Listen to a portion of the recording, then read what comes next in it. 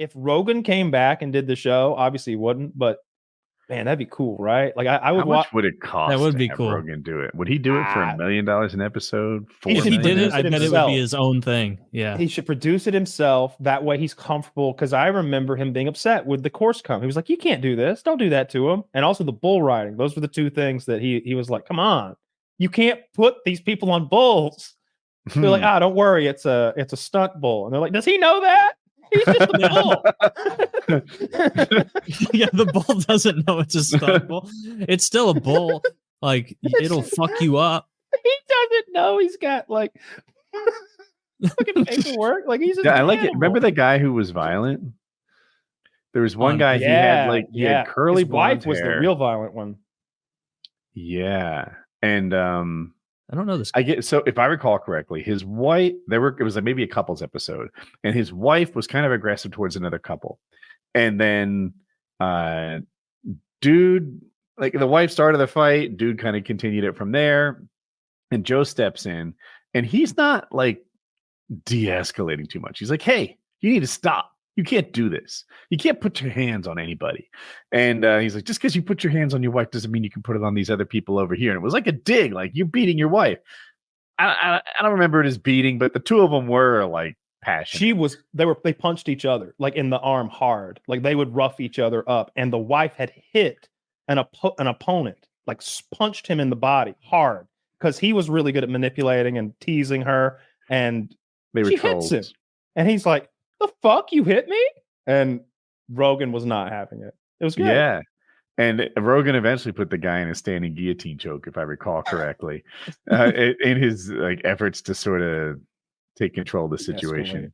It was lopsided. Joe was not much taller, but he was way stronger and obviously decade of training. Yeah, Joe's like probably 5'5", maybe, but he's 200 pounds. He's over 200 pounds. 5'5"? I thought he was taller than that. I think it says 5'8" on the internet, and people like stand him next to other people that are 5'8", and he's a good bit shorter. So hard to say. I would say that with shoes on, he's probably 5'6", 5'7". He's a real short guy, but he's like 200 fucking pounds. He really is as close to a dwarf as like not a little person, but like Gimli, a dwarf from lore. Yeah.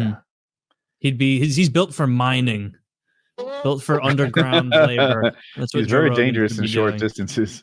He is. I wouldn't fuck with Joe Rogan over short or long distances. That guy, all I know about him is it seems like he podcasts and then like does hill sprints and wrestles with people. Have you seen his jiu-jitsu coach, his hand? Do you know about this? Eddie Bravo's hand? It's a different guy. So Rogan's jits coach has this genetic deformity in one of his hands where he doesn't have any fingers, just a thumb. But he's able to like sneak it in under your chin so well that you can't stop it.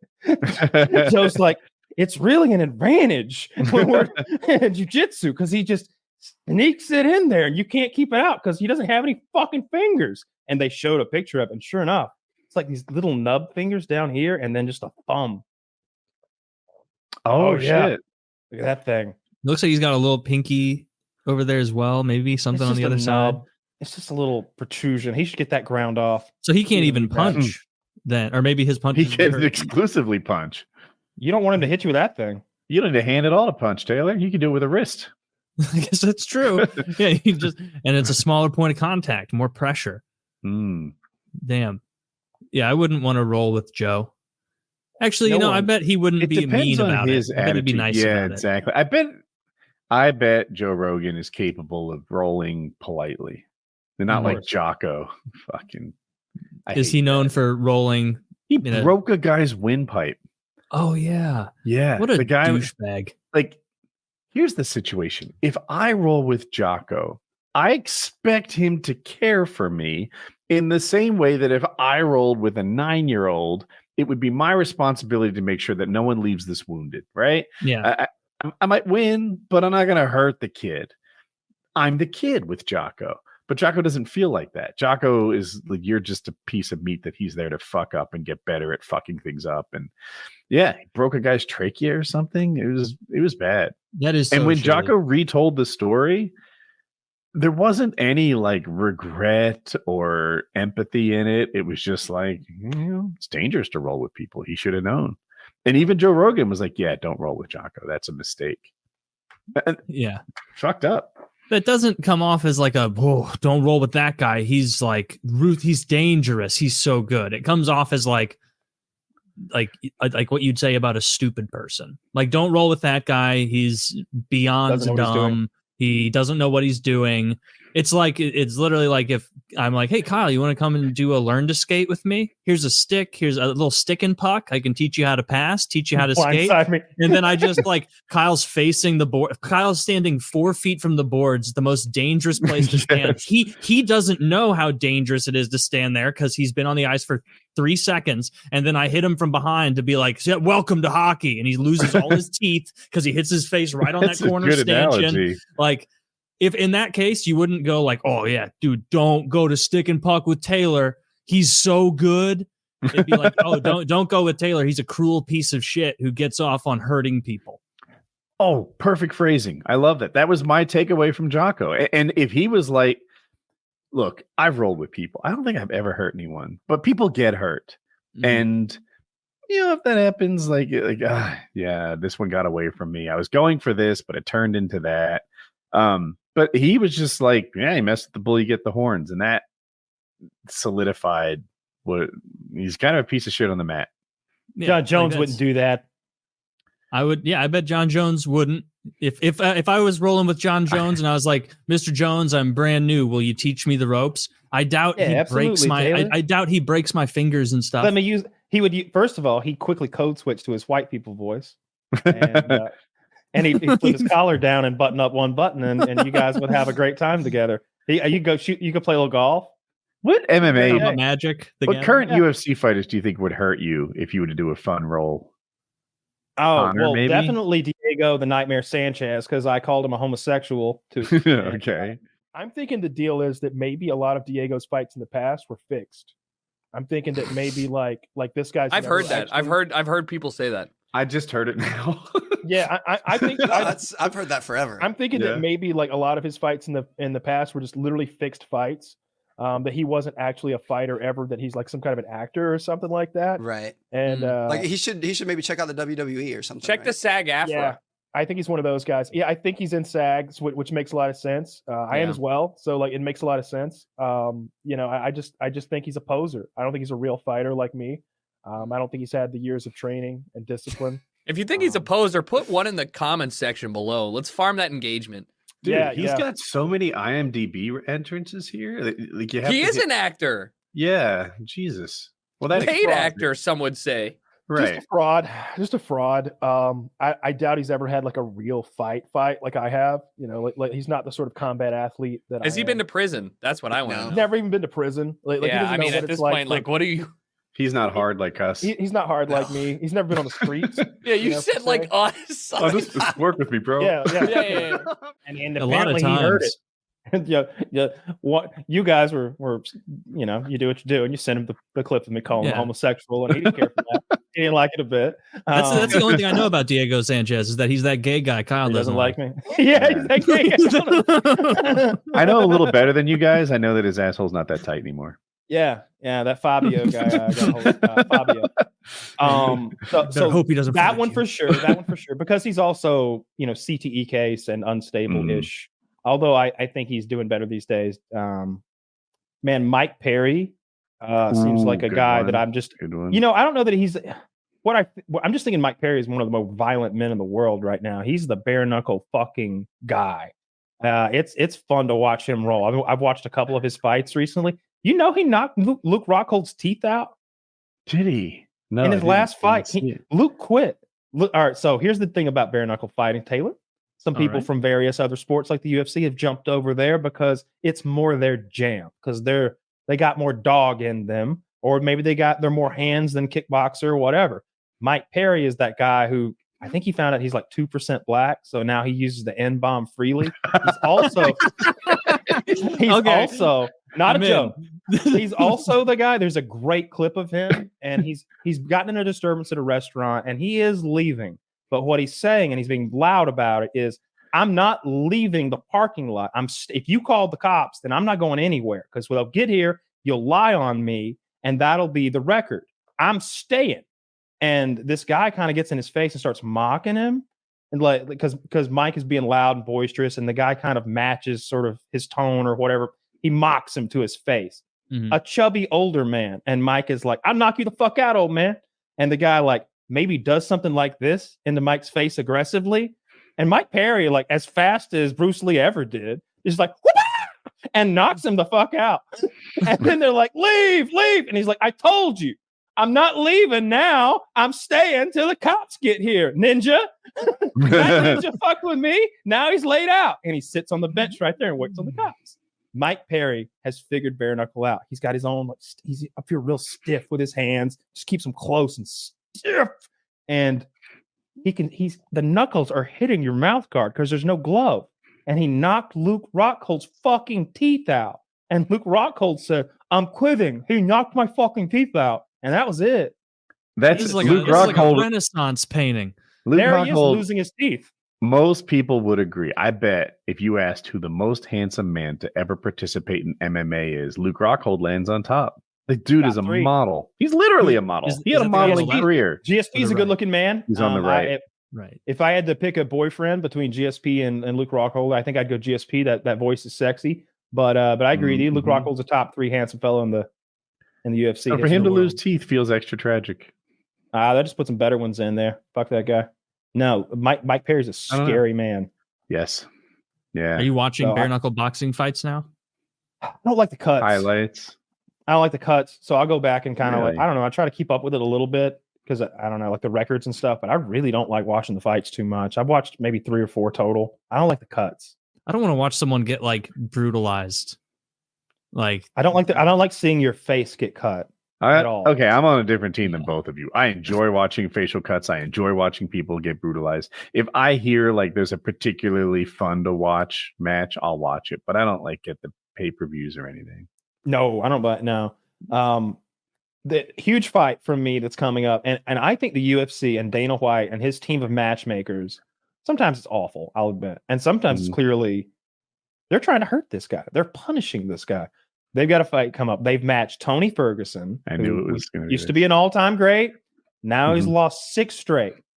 5 of those, every one of those is a top 10 guy. Every one of those losses. Almost all of them, except for Bobby Green, is a top 5 guy. So it's kind of hard to evaluate his skills overall and just how much he's diminished. Although he's not the Tony of old by any means. Up against Paddy Pimblett, Paddy the Baddy Pimblett, who's on a 6-fight win streak of nobody. Against a 6-fight lose streak. Against a 6 L's, 6 W's, fighting each other soon, maybe December, maybe sooner. Can't remember exactly. And it's like, what's going to happen? I don't know. It's a fun fight. One guy bet just beat on, 6 talk cans about. of tomato in a row, and the other guy lost to 6 champions. Yeah. I don't know who's better.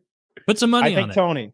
I think Tony. My money's on Tony. I'm going to bet on Tony. I'll bet now if you want to take Paddy the Baddy, who is also Paddy's 27, Tony's 37. I might be a year or 2 off, but more or less that's the deal. Is he 39? Tony Ferguson? That would be 2 years. That's a off. big gap in Yeah, it's 10 years. Fighting He is age. 39. But during that 10 years, he was learning how to hurt people in an octagon. So you might want to take that into account. Most of that time he was doing the hurting. It's only the last 2 years, 2.5 years that he's been the one on the real receiving side. I got to bet on Tony Ferguson. When's I think the he's going. fight? I don't know exactly. It's this year, Okay. which isn't too specific, but it's almost October. So in the next month or 2. He'll be 40 early next year. Side. There's a chance. Yeah. I think Tony's going to smoke him and he'll get his win and hopefully he retires. Please, Tony, retire. I'm like the most ageist guy on this podcast somehow, but I think Father Time has defeated Tony and he has no more wins left in his life. It's just I just think he's a world-class guy still who's only lost to champs, and Paddy is none of those things. And Paddy is still green. Although if you look at it like X's and O's, Tony doesn't really hit hard, and you really it seems like you gotta take Paddy out, like knock him out. And he can eat a shot, Paddy can, because we've seen that for sure. So I can't wait for the fight. I like that's one of those fights that's probably, I don't know where it is on the card. It's probably not co-main. Who knows where? I don't know where it is on the chain. But I'm excited for it. I really want to see it. There's a lot of good fights coming up. It's interesting. Zach said, is this the fight that blows Paddy up into a star? This is something that they do in fighting. They take an aged champ who everybody knows, and they put him up against your up-and-comer. And if the up-and-comer beats him, then he gets the aged guy's shine. Then they're trying to give Tony shine to Paddy. We'll see. It works if you beat him. Yeah, and like I said, the 6 L's and the 6 W's come against each other. It's just a cool storyline. It's a really cool storyline. And it's I like seeing those fights. And afterwards we'll be like, well, clearly that's what was going to happen. But right now it just seems so up in the air. I have no idea how that fight's going to go. That's going to be a Canadian prime minister. Yeah, I bet they would bomb with 5-year-olds. Dude, they would hate if you did black thumb. Man, I don't want any other adult touching my face in public. And I think that's a very normal impulse. Let me tell you, Jon Jones was at this expo and he's like back behind a booth, pimping some product or whatever. And a guy comes up and starts talking shit and reaches up and gets his beard, gives him a little beard flick. And you could see John's eyes. Just John doesn't raise his voice or anything. He's just like, it's okay. It's okay. No. Don't hold him back. Don't hold him back. He's good. He's good. Let him go. Let him go. Was this just a random guy who was trying to fuck with him? It's a big man who's calling John out and talking shit. Another fighter? Clout. No, just a human being who likes slapping tigers in the face, I guess. Yeah. Then it was like, John's not going to come over the counter and hurt you because he can't. But if you were to cross over into his counter, if you were to go over that table, he would hurt you so bad. Man, I can't wait for the next Jon Jones fight. He's going to fight Stipe, who, for Taylor's benefit, is like the big white champ who everybody thinks of as maybe one of the best, or certainly the best left. Because of you guys, Stipe Miocic. Yeah. Yes. So Stipe has the most title defenses at heavyweight ever. Heavyweight, because everyone has dynamite in their hands. People don't seem to be able to win like 3 times in a row. It's whatever. But Stipe did. And by the numbers, he's the best ever. Is he actually? I don't know. Kane. But okay. A lot of people say Kane. Some people say Fedor. Kane will smoke Fedor. Of course, I've never seen Fedor in a fight that I couldn't say for. When I see him in Japan, I'm like, who's he fighting? What did they talk about before they fought? I don't know if I believe all this. This guy doesn't have a Wikipedia page. And now when I see him fight, and I saw him fight Chael. He's fought everyone. Like the last Matt Mitrione, he fought him a few years ago. Like he just gets his ass whooped half the time, maybe 3/4 of the time. They just rough that guy up left and right. So I have a hard. He's before my time as a fan. So I didn't see him when he did anything impressive. And when I look back at the old videos, I don't know if they're real or not, or who these fucks are. They're in a boxing ring. They're wearing weird gloves. In Pride in Japan, and it was notoriously corrupt. Their contract specified, we promise not to test you for drugs, which is hilarious. Yeah. And they say a lot of the fights were fixed. But anyway, Jon Jones is going to fight that guy, and man, I love Jon Jones. I love everything about him. I love how awful he is. I love that he's clearly putting on like 2 or 3 fake faces at a time. He wears like 3 masks at once, and they're all like semi-transparent. He's got 3 fake guys he's pretending to be all at the same fucking time, and we know what he is, and that's what I like. I like the piece of shit John, the one who's like, yeah, I hit a pregnant woman. It's not like she died. Like she, I bet that's what he said in private. Like I like the villain Jon Jones. If you can what he did do what Kyle does and get past like being upset over the fakeness and just appreciate it as him being, if he was just straight up an asshole and evil dick who like rammed pregnant women with their car, broke her arm. You know how hard you have to hit someone to break an arm in a modern car? Pretty hard. So he hits her hard enough to break her arm, runs from the scene, hit and run. Then he realizes, oh shit, I've got my drug paraphernalia still in my car. Runs back to his car and escapes again. And But then he pretends to be this absolutely God-fearing, super wonderful person, great father, great husband. If you do pot, I'm going to rat you out because I can't have people doing bad things in this world. That's who he says he is. And if you get all upset and riled up over that, you're falling for the mark. You're a mark. But if you appreciate, I think it's funny that he's a piece of shit. And the fact that he claims he's not just doubles, it's 2 layers of shit. Then you can enjoy him. I like the fake religiousness, the religious tattoos, him giving thanks to God when you know he's doing it with a grin, and then he's just like, yeah. Thanks to God too. Thanks to you, Lord. maybe he sold his soul to Satan. The guy he's fighting is genuinely a really nice guy. He's got like a great marriage, good kids. He's a fireman. He doesn't need to. My guy beats his wife. He just enjoys saving lives. Yeah, my guy beats his wife. I don't care. Jon Jones, he beats his wife. Look, she's still there. She's clearly okay with it too. I'm going to root for the nicer guy then. Keep going. They've been doing that. Miocic. That hasn't worked for anyone for 20 fucking years.